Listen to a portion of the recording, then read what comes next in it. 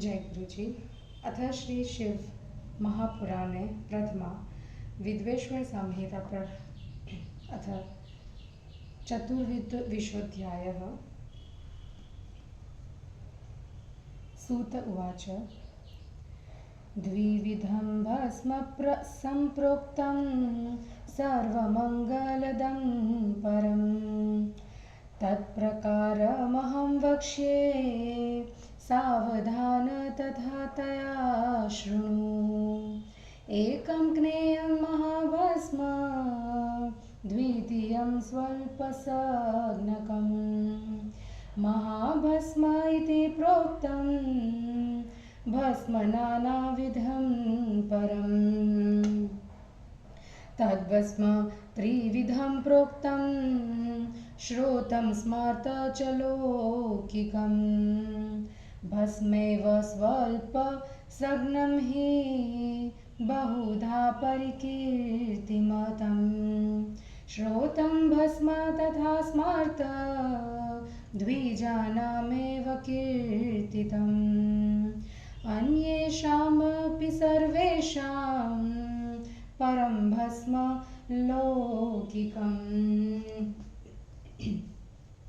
धारणं मन्त्रतः प्रोक्तं द्विजानां मुनिपुङ्गवे। केवलं धारणं ज्ञेयम् अन्येषां मन्त्रवर्जितम्।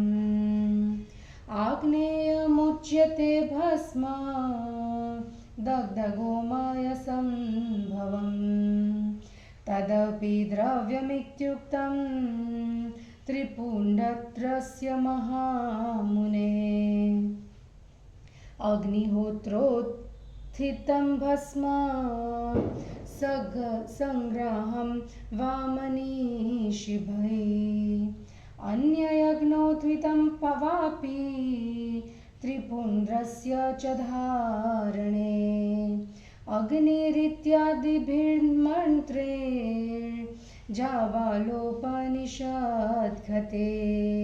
सप्तभिर्धूलनं कार्य भस्मना सजलेन च। वर्णनामाश्रमाणां च मन्त्रतोऽपि च। त्रिपुण्ड्रोदधूलनं प्रोक्तं जाबालैरादरेण च। भस्मनोदधूलनं चैव यथा तिर्यत्रिपुण्ड्रकम्। प्रमादादपि मोक्षार्थी न ज्यते त्यजेदिति वे श्रुतिः। शिवेन विष्णुना चैव धृतं तिर्यत्रिपुण्ड्रकम्। उमादेव्या च लक्ष्म्या च स्तुतमन्येष्वनित्यशः। ब्राह्मणे क्षत्रिये वैश्ये शूद्रैरपि च शङ्करैः। अपभ्रंशैर्धृतं भस्म त्रिपुण्ड्रोदधूलनात्मना। अदधूलनं त्रिपुण्ड्रं च श्रद्धया नाचरन्ति ये। तेषां नास्ति समाचारो वर्णाश्रमसमन्वितः। उदधूलनं त्रिपुण्ड्रं च श्रद्धया नाचरन्ति ये। तेषां नास्ति विनिर्मुक्तिः संसारात् जन्मकोटिभिः। उद्धूलनं त्रिपुण्ड्रं च श्रद्धया नाचरन्ति ये। तेषां नास्ति शिवज्ञानं कल्पकोटिशतैरपि। उद्धूलनं त्रिपुण्ड्रं च श्रद्धया नाचरन्ति ये। ते महापातकैर्युक्ता इति शास्त्रीयनिर्णयः। उद्धूलनं त्रिपुण्ड्रं च श्रद्धया नाचरन्ति ये। तेषामाचरितं सर्व विपरीतफलाय हि महापातकयुक्तानां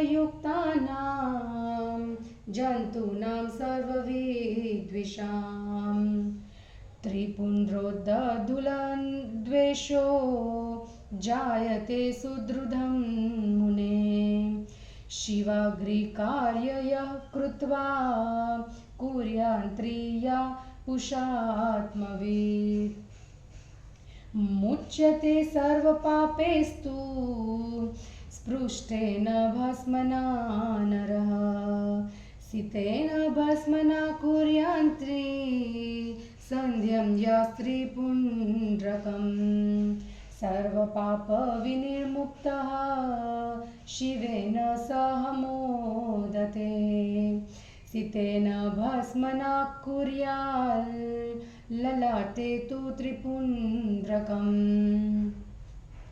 यो सावनादिभूतान् हि लोकानाप्तो मृतो भवेत् अकृत्वा भस्मना स्नानं न जपेत्वे षडक्षरम् त्रिपुण्ड्रं च रचित्वा तु विधिना भस्मना जपेत् अदयो वाधमो वापि सर्वपापान्वितोऽपि वा उपपापान्वितो वापि मूर्खो वा पतितोऽपि वा यस्मिन् देशे वसेन्त्रिन्त्यं भूतिशासनसंयुक्तः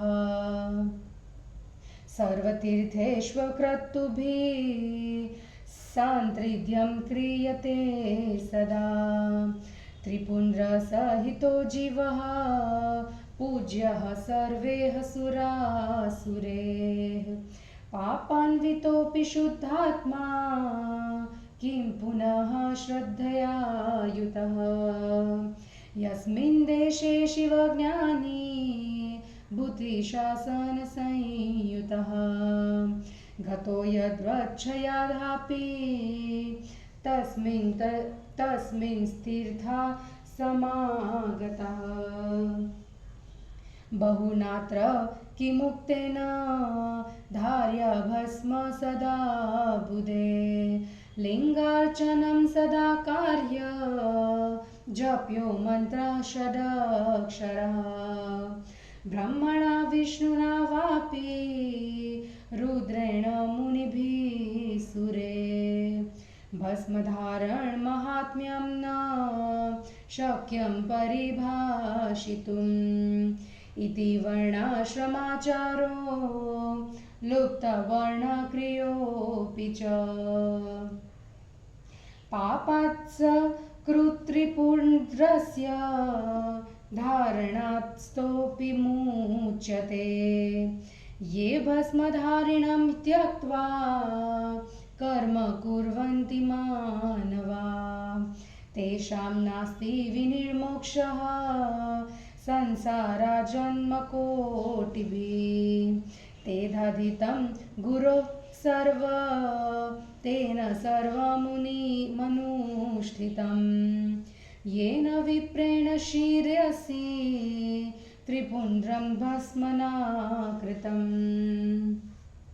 ये भस्मधारिणं दृष्ट्वा नरः कुर्वन्ति तादनं तेषां चण्डालतो जन्म ब्रह्मणुह्यं विपच्विता मानस्तोकेन मन्त्रेण मन्त्रितं भस्मधारयेत् ब्राह्मण क्षत्रिय शैव प्रोक्तेष्वङ्गेषु भक्तिमान् वैश्यस्त्रियम्बकेनैव शूद्रः पञ्चाक्षरेण तु अन्यासां विधवा स्त्रीणां विधि प्रोक्तश्वशूद्रवत् पञ्चब्रह्मादिमनुर्भिर्गु गृहस्थस्य विधीयते त्र्यम्बकेन मनुना धीरे ब्रह्मचारिणिः अघोरेणाथ मनुना विपिन्नस्थ विधि स्मृतः यतिस्तु प्रणवेनेव त्रिपुण्ड्रानिन्दिकारयेत् अधिवर्णाश्रमी नित्यं शिवोऽहं भावनात् परात् शिवयोगी च नियतम् ईशानेनापि धारयेत् न त्याज्यं सर्ववर्णेष्व भस्मधारणमुत्तमम् अन्यैरपि यथा जीवे सदेति शिवशासनम् भस्मस्नानेन यावन्तः कणाः स्वाङ्गे प्रतिष्ठिताः तावन्ति शिवलिङ्गानि तनोधत्ते हि धारकः ब्राह्मणा क्षत्रिया वैश्या शूद्राच्वापि च शङ्करा स्त्रियोऽथ विधवा बाला प्राप्ता पाखण्डिकास्तथा ब्रह्मचारी गृहे वन्यः सन्न्यासी वाव्रती तथा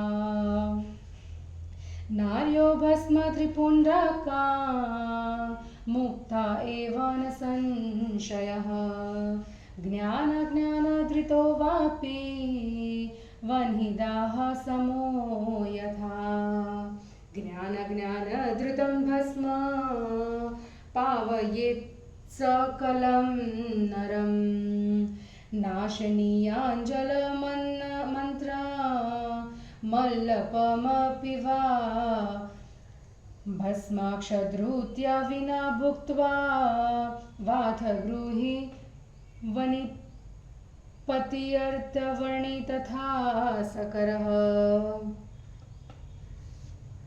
येनो बुधनरकं प्रयाति सदा गायत्री जापेन तदवर्णानां तु यस्तेस्तु मुख्य प्रणवा जापेन मुक्तिर्भवेत् त्रिपुण्ड्रं ये विनिन्दन्ति निन्दन्ति शिवमेव ते धारयन्ति च ये भक्त्या धारयन्ति तमेव ते दिग्भस्मरहितं बालं दिग्रामम शिवालयं दिगनिशाचनं जन्म दिग्विधाम शिवाश्रयाम् ये निन्दन्ति महेश्वरं त्रिजगतामाधारभूतं हरं ये निन्दन्ति त्रिपुण्ड्रधारकरणं रोषस्तु दर्शने ते वे शङ्कर सुकरासुरखरश्वक्रोट्टुकीटोपमा जाता एव भवन्ति पारपरमास्ते नरका केवलम् ते दृष्ट्वा शशिभास्करो निशि दिने स्वप्नेऽपि नो केवलं पश्यन्तु श्रुतिरुद्रस्तु तजपो मुच्यत तेनादृता तत्सम्भाषणतो भवेद्वि नरकं निस्तारवानास्थितं ये भस्मादिविधारणं हि पुरुषं नन्दिन्ति मन्दताहिते न तान्त्रिकस्त्वधिकृतो नोर्ध्वपुण्ड्रधरो मुने सन्तप्तचक्रचिहोन्द्र शिवयज्ञे बहिष्कृतः तत्रैव बहवो लोका बृहज्जाबालचोदितः ते विचार्या प्रयन्तेन ततो भस्मरतो भवेत् यच्चन्दनेष्वनन्दकेऽपि मिश्रं धार्य हि भस्मेव त्रिपुण्ड्रभस्मना विभूतिभालोपरि किञ्च नापि धार्य सदा नो यदि सन्ति बुद्धयः स्त्रीभिः स्त्रीपुण्ड्रम कावधिधारिण्यं भस्म द्विजादिभिरयो विधवाभिरेवम तद्वस्त्वदाश्रमवतां विशदा विभूतिर्धार्या पवर्गफलदा सकलादन्त्री त्रिपुण्ड्रं कुरुते अस्तु भस्मना विधिपूर्वकं महापातकसन्धार्ते मुच्यते चोपपातकेह ब्रह्मचारी गृहस्थो वा वानप्रस्थोऽथवा यतिः ब्रह्मक्षत्राश्ववित्तशूद्रास्तथान्ये तत्पतिताधमा उद्दुलनं त्रिपुण्ड्रं च धृत्वा शुद्धा भवन्ति च भस्मनो विधिना सम्य पापराशिं विहाय च भस्मधारी विशेषेण श्रीगोहत्यादिपात् कहे वीरहत्याश्व हत्याभ्यां मुच्यते नात्र संशयः परद्रव्यापहरणं परदाराभिमर्शनं परनिन्दां हरणं परपीडनं सस्यारामादिहरणं गृहदाहादिकर्म च गोहिरण्यमहिष्यदि तिलकं बलवाससाम्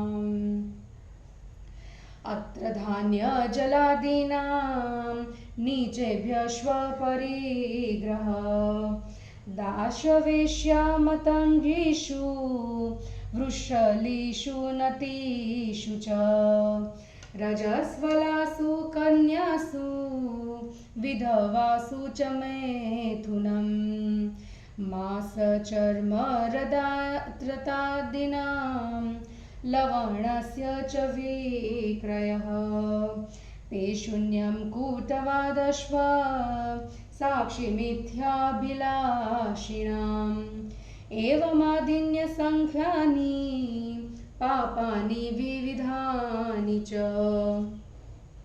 सदा एव विनश्यन्ति त्रिपुण्ड्रस्य च धारणात् शिवद्रव्यापरणं शिवनन्दिनां च कृत्रचिता निन्दा च शिवभक्तानां प्रायश्चित्तेन शुध्यति रुद्राक्षं यस्य गात्रेषु ललाटे तु त्रिपुण्ड्रकं स चाण्डालोऽपि सम्पूज्यो वर्णवर्णोत्तमोत्तमः यान्ति तीर्थानि लोकेऽस्मिन् मग्नन्गाधां सरित्वशयः स्नातो भवति सर्वत्र ललाटे तु त्रिपुण्ड्रकम् सप्तकोटिमहामन्त्रा पञ्चाक्षरपुरःसरा तथान्ये कोटिशो मन्त्रा शैव कैवल्यहेतवः अन्ये मन्त्राश्वदेवानां सर्वसौख्यकरा मुने ते सर्वे तस्य वश्याः सूर्यो बिभर्ति त्रिपुण्ड्रकम् सहस्रं पूर्वजातानां सहस्रं जनयिष्यतां स्ववंशजानां ज्ञातीनां मुद्धरे धस्त्रिपुण्ड्रकृत इह भुक्त्वाखिलान् भोगान् दीर्घायुर्ध्वा दिवर्जितः जीवितान्ते च मरणं सुखेनैव प्रपद्यते अष्टैश्वर्यगुणोपेतं प्राप्य दिव्यवपु शिवम् दिव्यं विमानमारुह्य दिव्यत्रिदशसेवितं विद्याधराणां सर्वेषां गन्धर्वाणां महोजसाम् इन्द्रालिकोकपालानां लोकेषु च यथाक्रमम् भुक्त्वा भोगान् सुविपुलान् प्रजेशानां पदेषु च ब्रह्मणः पदमासाद्य तत्र कन्याशतं रमेत् तत्र ब्रह्मायुषो मानं भुक्त्वा भोगाननेकशः विष्णुलोके लभेन्द्रोऽङ्गं यावद्ब्रह्मशतात्यः शिवलोकं तथा प्राप्य लब्ध्वेष्ट्वं काममक्षयम् शिवसायुज्यमाप्नोति संशयो नात्र जायते सर्वोपनिषदां सारं समालोक्य मुहुर्मुहुः इदमेव हि निर्णीतं परं श्रेयस्त्रिपुण्ड्रकम् विभूतिं निन्दते यो वे ब्राह्मणः सौम्यजातकः प्रयाति नरके घोरे यावद् ब्रह्मा च चतुर्मुखः श्राद्धे यज्ञे जपे होमे वैश्वदेवे सुरार्चने धृतत्रिपुण्ड्र पुतात्मा मृत्युं जयति मानवः जलस्नानं मलत्यागे भस्मस्नानं सदा शुचि मन्त्रस्नानं हरेत्यापं ज्ञानस्नाने परं पदम् सर्वतीर्थेषु यत् पुण्यं सर्वतीर्थेषु यत् फलम् तत्फलं समवाप्नोति भस्मस्नानकरो नरः भस्मस्नानं परं तीर्थ गङ्गास्नानं दिने दिने भस्मरूपी शिव साक्षात् स्मत्रैलोक्यपावनं न तु धनं न तद्यानं ततदानं जपो न सह त्रिपुण्ड्रेण विनयेन विप्रेण यदनुष्ठितं वानप्रस्थस्य कन्यानां दीक्षाहीनं नृणां तथा मध्याह्नात् प्राक् गजयुक्तं परतो जलवर्जितम् एवं त्रिपुण्ड्रं यः कुर्यान् तृतीयं नियतमानस शिवभक्तः स विघ्नेयो भुक्तिं मुक्तिं च विन्दति यस्याज्ञेनैव रुद्राक्ष एकोऽपि बहुपुण्यदः तस्य जन्म निरर्थः स्यात् त्रिपुण्ड्रहरितो यदि एवं त्रिपुण्ड्र माहात्म्यं समासात् कथितं मया हरस्यं सर्वजन्तूनां गोपनीयमिदं त्वया तिस्रो रेखा भवन्त्येव स्थानेषु मुनिपुङ्गवा ललाटादिषु सर्वेषु यथोक्तेषु बुद्धेर्मुने भ्रुवोर्मध्यं समारभ्य यावदन्तो भवेत् भ्रुवो तावत् प्रमाणं सन्धार्य ललाटे च त्रिपुण्ड्रकं मध्यमानामिकाङ्गुल्या मध्ये तु प्रतिलोमतः अङ्गष्ठेन कृता रेखा त्रिपुण्ड्राख्याभिधीयते मध्येऽङ्गुलिभिरादाय तिसृभिर्भस्म यत्नतः त्रिपुण्ड्रं धारयेद्वक्त्वा भुक्तिमुक्तिप्रदं परम्। तिसॄणामपि रेखानां प्रत्येकं नवदेवतः सर्वत्राङ्गेषु ता वक्ष्ये सावधानतया शृणु। अकारो गाव्यपत्याग्निर्भूर्धर्मश्वर रजो गुणः ऋग्वेदश्व क्रियाशक्ति प्रातः सवनमेव च महादेवश्वरेखाया प्रथमायाश्वदेवता विघ्नेया मुनिशार्दूला शिवदीक्षापरायणे उकारो दक्षिणाग्रीष्व नभस्तत्त्वं यजुस्तथा मध्यनिन्दनं च सवनमिच्छाशक्त्यन्तरात्मको महेश्वरश्वरेखाया द्वितीयायाश्वदेवता विघ्नेया मुनिशार्दूला शिवदीक्षापरायणे नकाराः वनीयो च परमात्मा तमुदीव्यो ज्ञानशक्ति सामवेदस्तृ तृतीयं सवनं तथा शिवश्वैव च रेखाया श्रुतीयायाश्वदेवता विघ्नेया मुनिशार्दूला शिवदीक्षापरायणे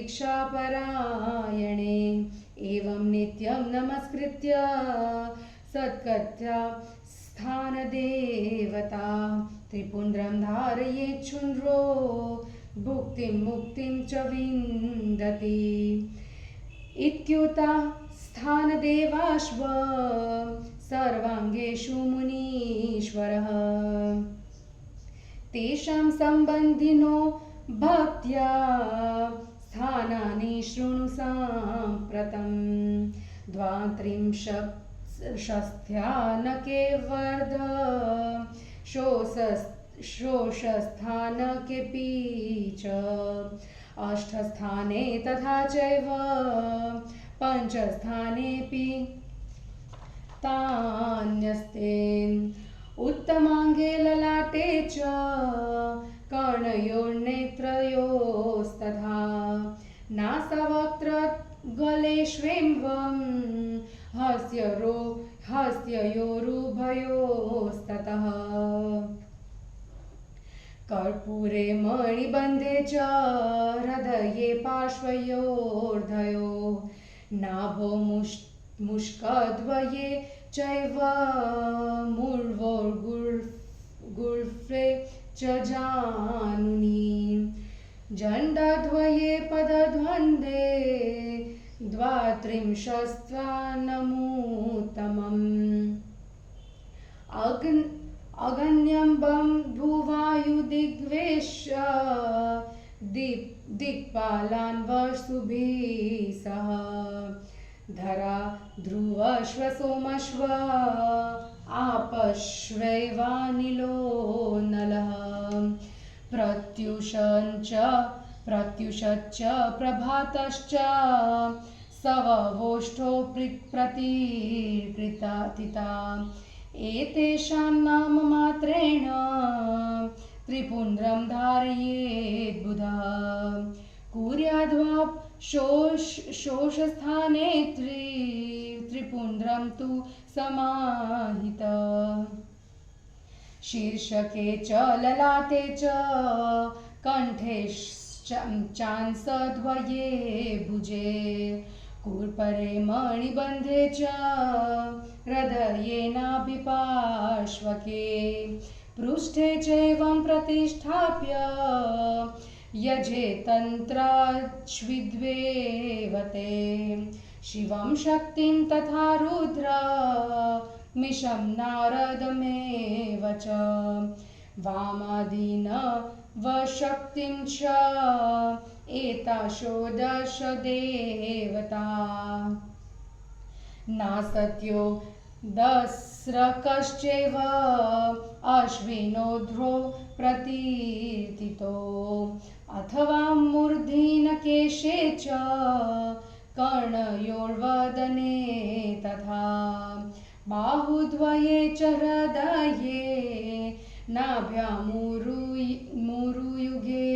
तथा जानुद्वये च पादयोः पृष्ठभागे च षोडश शिवश्चन्द्रश्च रुद्रार्को विघ्नेशो विष्णुरेव वा श्रीश्चैव हृदये शम्भुस्तथा नाभो प्रजापति नागश्च नागकन्याश्च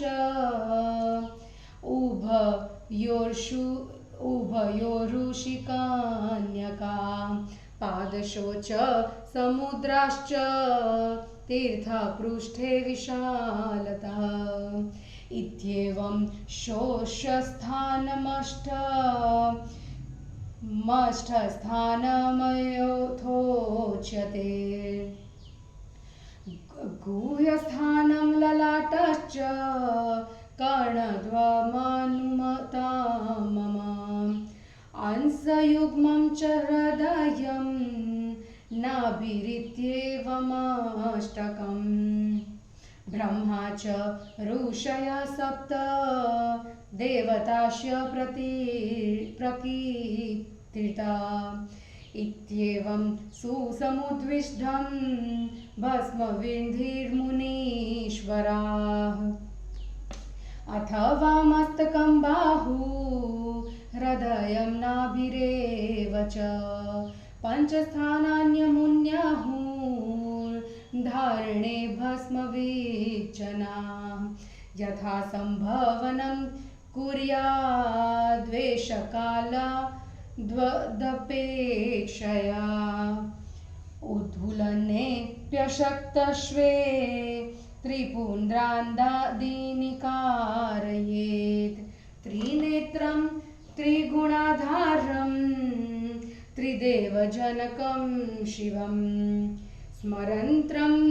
स्मरन्नम शिवायेति ललाटे तु त्रिपुण्ड्रकम् ईशाभ्यां नम इत्युक्त्वा पार्श्वयोश्व त्रिपुण्ड्रकम् बीजाभ्यां नम इत्युक्त्वा धारयेतु प्रकोष्ठयोः कुर्यादश पितृभ्यां च उमेशाभ्यां तथोपरि भीमायेति तथा पृष्ठे शिरसः पश्चिमे तथा इति श्री शिवमहापुराणे प्रथमायां विद्वेश्वरसंहितायां भस्मधारणवर्णनं नाम चतुर्दशोऽध्यायः।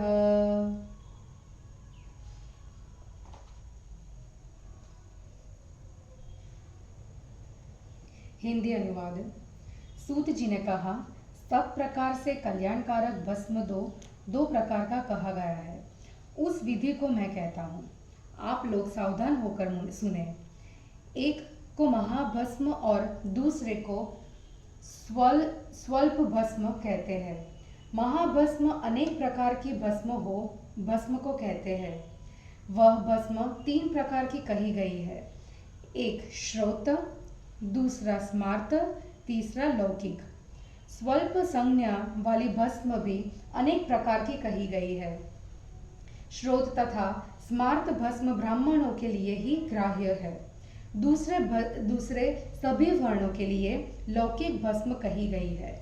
मुनिवरों ने मंत्र का उच्चारण करके ही ब्राह्मणों के लिए भस्म धारण की आज्ञा दी है। ब्राह्मणों के अतिरिक्त दूसरों के लिए बिना मंत्र के भस्म धारण का विधान है। हे महामुनि, गोबर को जलाकर जो भस्म तैयार की जाती है उसे आग्नेय भस्म कहते हैं। यही त्रिपुंड्र के लिए उत्तम द्रव्य कहा गया है। अथवा विद्वानों को चाहिए वे अग्निहोत्र से प्राप्त भस्म का संग्रह करें, अथवा अन्य प्रकार के यज्ञों की भस्म का भी प्रयोग त्रिपुंद्र के लिए किया जाता है। जाबालोपनिषद में कहे गए अग्नि इत्यादि मंत्रों से पानी में घोले गए भस्म को 7 बार शरीर में लगाए। महर्षि जाबाली ने आदर से प्रत्येक वर्ण तथा आश्रमवासी को मंत्र से तथा मंत्र के बिना त्रिपुंद्र लगाना, भस्मोद्धूलन मतलब भस्म लगाने का विधान बतलाया है। भस्म धारण करना, तिरछे त्रिपुंद्र को लगाना, इन दोनों कार्यों को मोक्षार्थी कभी न भूले, ऐसा वेद में कहा गया है। शिव तथा विष्णु द्वारा धारण किए हुए त्रिपुंद्र तिलक की पार्वती तथा लक्ष्मी द्वारा प्रतिदिन प्रशंसा की जाती है। ब्राह्मण, क्षत्रिय, वैश्य, वर्णशंकर तथा अपभ्रंश जातियों ने भी भस्म का उद्दूलन तथा त्रिपुंद्र को धारण किया।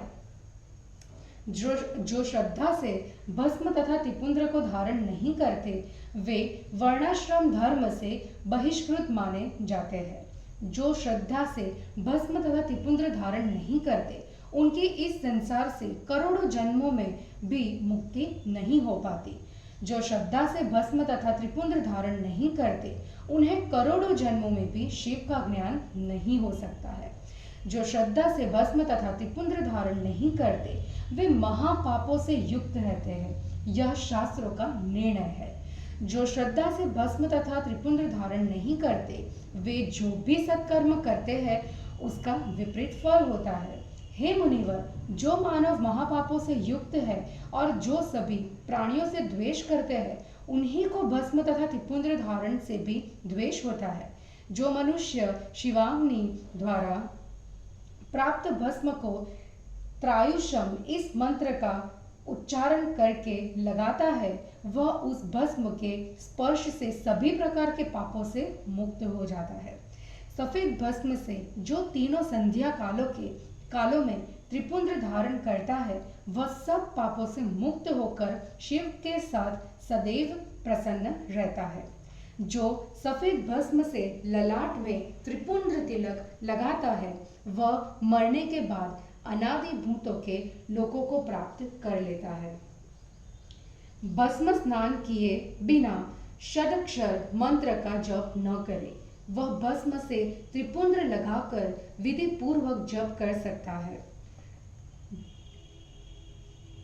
निर्दयी, अधम, सब महापापों के युक्त, उपपापों से युक्त, मूर्ख अथवा पतित भी पुरुष जिस देश में नित्य भस्म धारण करके निवास करता है, वहां सभी तीर्थों तथा यज्ञों का निवास होता है। श्रद्धा पूर्वक त्रिपुंद्र धारण किया हुआ मनुष्य देव तथा दानव सबका पूजनीय होता है, और वह यदि पाप कर्म भी करता है तो भी उसकी आत्मा शुद्ध होती है। जिस देश में शिव ज्ञानी भूति शासन से युक्त होकर यदि अपनी इच्छा से भी जाता है, तो वहां सभी तीर्थ चले आते हैं। अधिक कहने से क्या लाभ है? विद्वानों को चाहिए कि वे सदैव भस्म धारण करें, लिंग पूजा करें तथा षडक्षर मंत्र का सदा जप करें। भस्म धारण की संपूर्ण महिमा को ब्रह्मा, विष्णु, रुद्र आदि देवता तथा मुनिगण भी नहीं कर सकते हैं। इस प्रकार जिसने अपने वर्ण का आचार तथा वर्ण की क्रिया को लुप्त कर दिया है, वह भी यदि एक बार त्रिपुंद्र को धारण कर ले तो सभी पापों से मुक्त हो जाते हैं। जो मनुष्य भस्म धारण करने वाले को छोड़कर धर्म कार्यों को किया करते हैं, उनकी इस संसार से करोड़ों जन्मों में भी मुक्ति नहीं होती है। उसने गुरुमुख से सब पढ़ लिया है और उसने सब कुछ कर लिया है। जिस ब्राह्मण ने अपने माथे पर भस्म से त्रिपुंद्र धारण कर लिया हो, जो मनुष्य भस्म धारण किए हुए पुरुष को देखकर उसे दंड देते हैं, उनका जन्म चांडाल से हुआ है।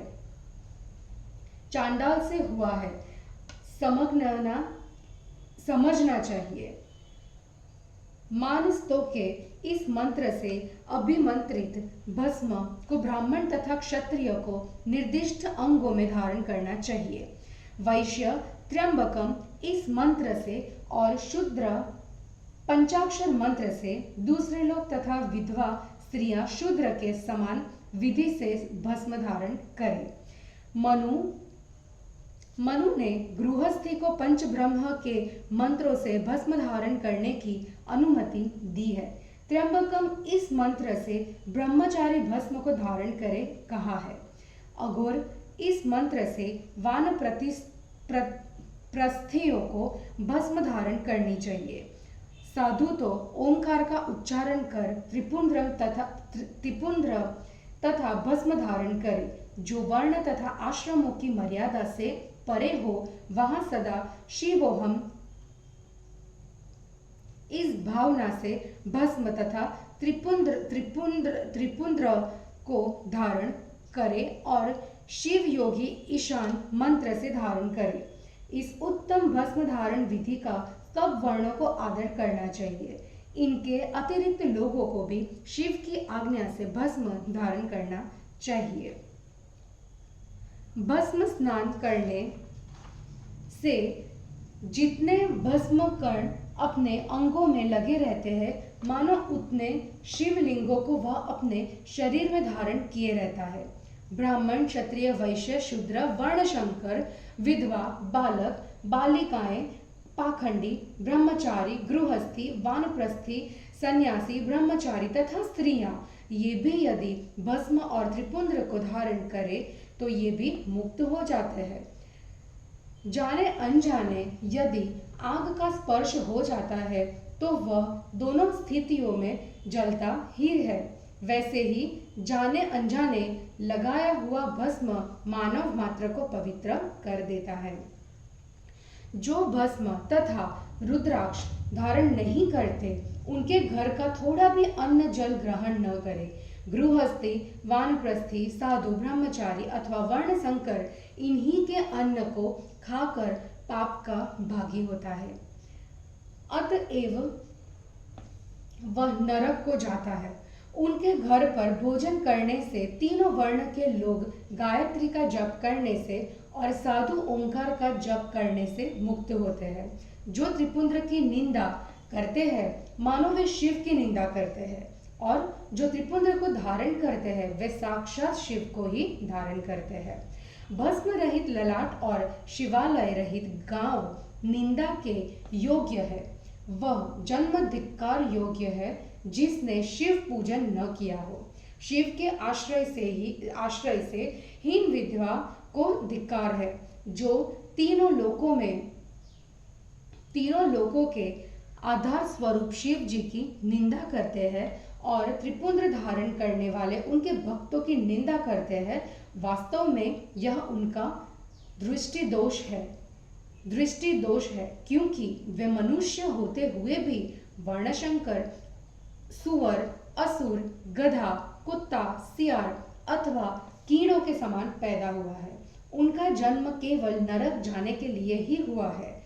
वे रात दिन चंद्रमा तथा सूर्य को देखकर भी नहीं देख पाते। भला ऐसे लोग आदर से रुद्र सूक्त का पाठ करने से मुक्त हो सकते हैं? ऐसे लोगों के साथ भाषण करने से भी नरक यातना मिलती है। ऐसे लोगों के प्रायश्चित की बात भी नहीं करनी चाहिए। वास्तव में जो भस्म, त्रिपुंद्र आदि धारण किए हुए पुरुषों की निंदा करते हैं वे महामूर्ख है। हे मुनीश्वर, शिव यज्ञ में तांत्रिक ऊपर की ओर तिलक लगाने वाले तथा जिसने अपनी बाहों में शंख चक्र को तपाकर चिन्ह बनाया है, इन लोगों का अधिकार नहीं है।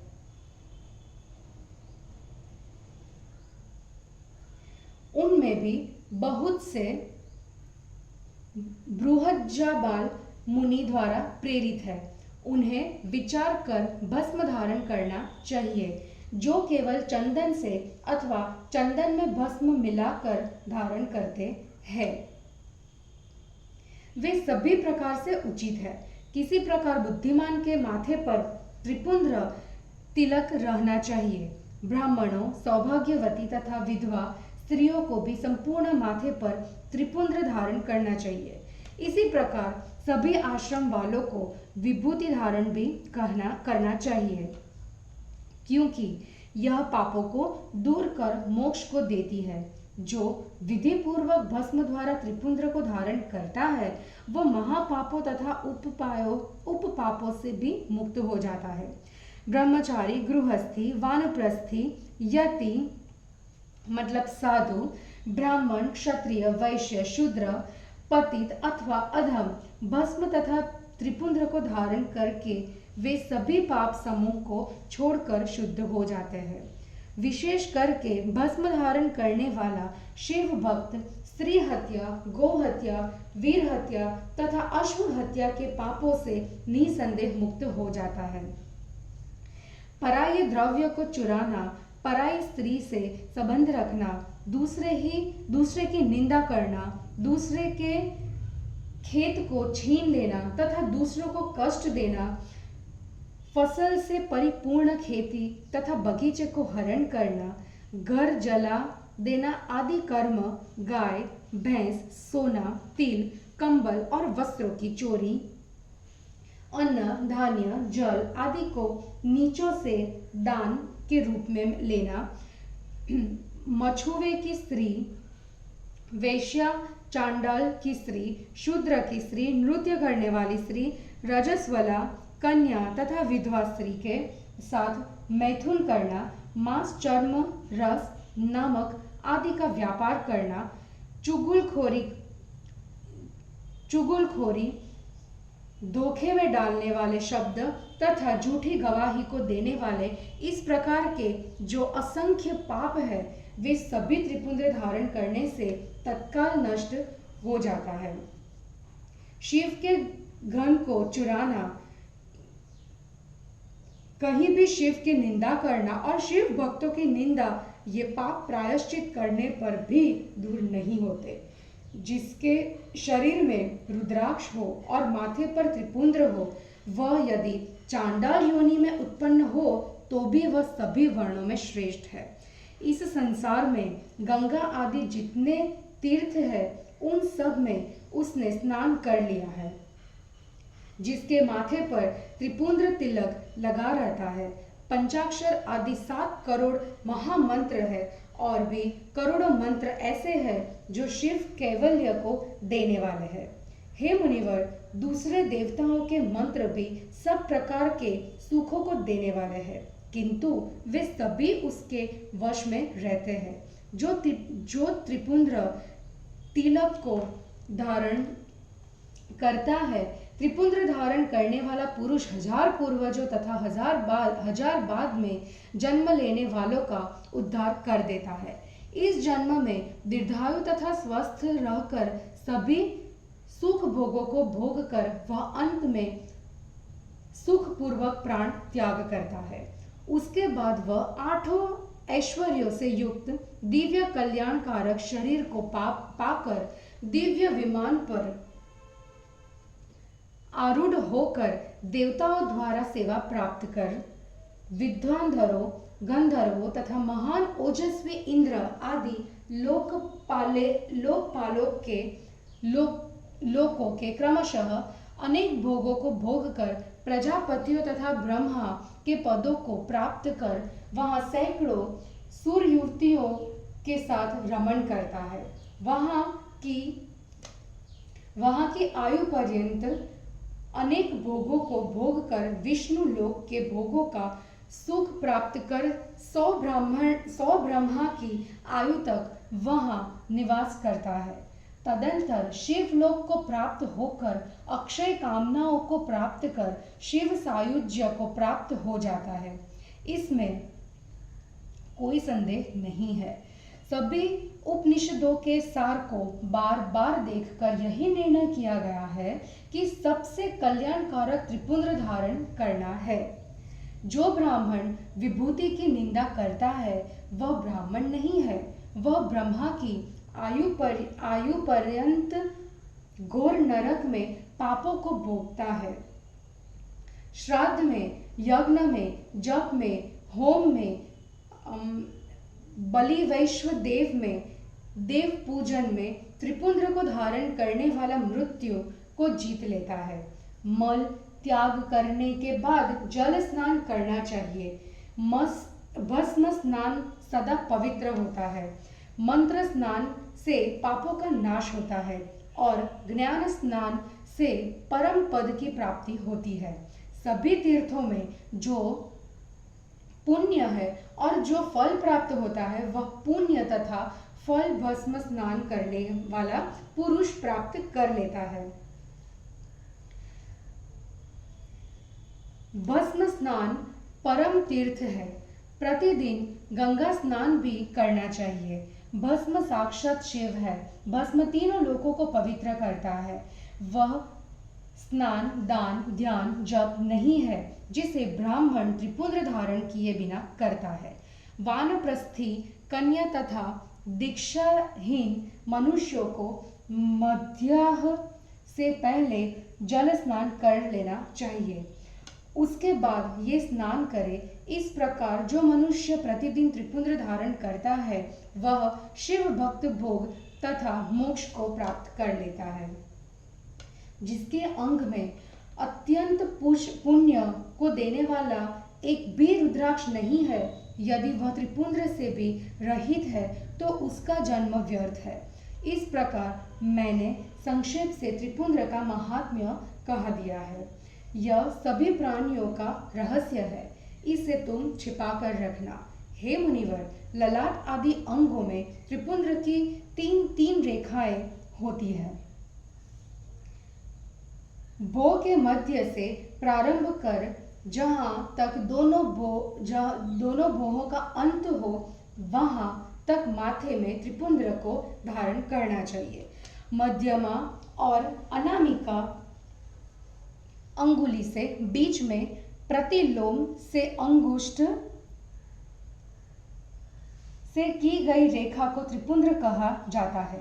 तीन अंगुलियों के मध्य में भस्म को यत्न पूर्वक लेकर भक्ति से त्रिपुंद्र धारण करें, क्योंकि यह भक्ति तथा मुक्ति को देने वाला है।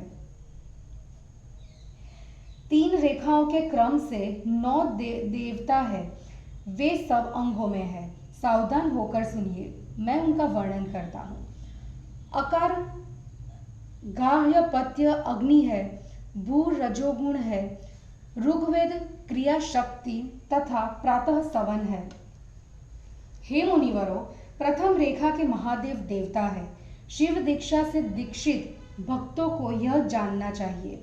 उकार दक्षिणाग्नि है, आकाश सत्व गुण और देव यजु है।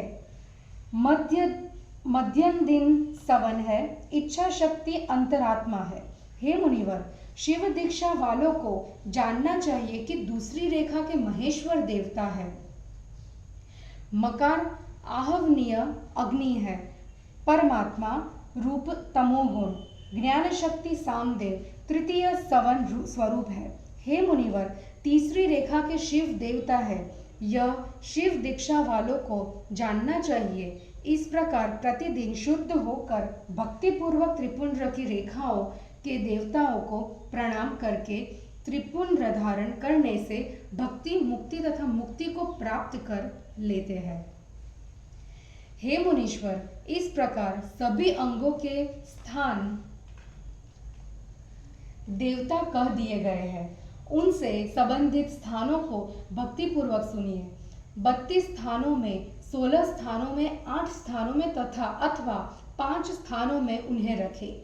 सिर में, ललाट में, दोनों कानों में, दोनों नेत्रों में, नासिका में, मुख में, गला में, दोनों हाथों में, कुरपर में, मणिबंध में, हृदय में, दोनों पसलियों में, नाभि में, अंडकोशों में, दोनों उरुओं में, गुल्फों में, जानुओं में, दोनों जांघों में, दोनों पैरों में, ये 32 स्थान उत्तम है।